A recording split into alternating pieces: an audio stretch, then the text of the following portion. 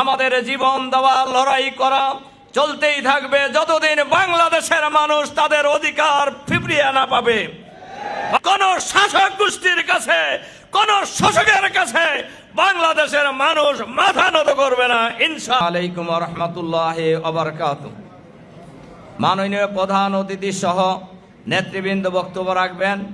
আমি শুধু একটা কথা বলেই আমার কথা শেষ করতে চাই।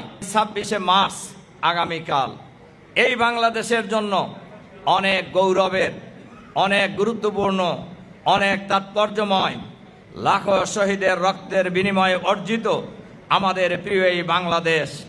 কিন্তু যে লক্ষ্যে বাংলাদেশ স্বাধীন হয়েছিল, যে লক্ষ্যে বাংলাদেশের মানুষ লড়াই সংগ্রাম করে জীবন দিয়ে এই বাংলাদেশকে স্বাধীন বাংলাদেশ হিসাবে পৃথিবীর মানচিত্রে স্থান করে নিয়েছিল, আজও বাংলাদেশের মানুষের সেই লক্ষ্য অর্জিত হয় নাই।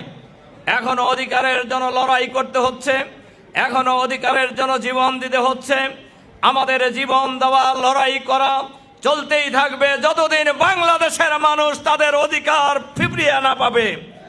বাংলাদেশের মানুষের অধিকার প্রতিষ্ঠার জন্য স্বাধীনতা সংগ্রামে যেভাবে এই দেশের মানুষেরা জীবন দিয়েছেন, স্বাধীনতার স্বপ্নসাদ বাংলাদেশের ঘরে ঘরে পৌঁছে দেওয়ার জন্য বাংলাদেশের লাখো কোটি মানুষ জীবন দেওয়ার জন্য প্রস্তুত রয়েছে। কোন শাসক গোষ্ঠীর কাছে, কোন শোষকের কাছে বাংলাদেশের মানুষ মাথা নত করবে না ইনশাআল্লাহ। এটাই হোক এবারকার স্বাধীনতা দিবসের অঙ্গীকার। আল্লাহ হাফেজ। আসসালামু আলাইকুম ওয়া রাহমাতুল্লাহ।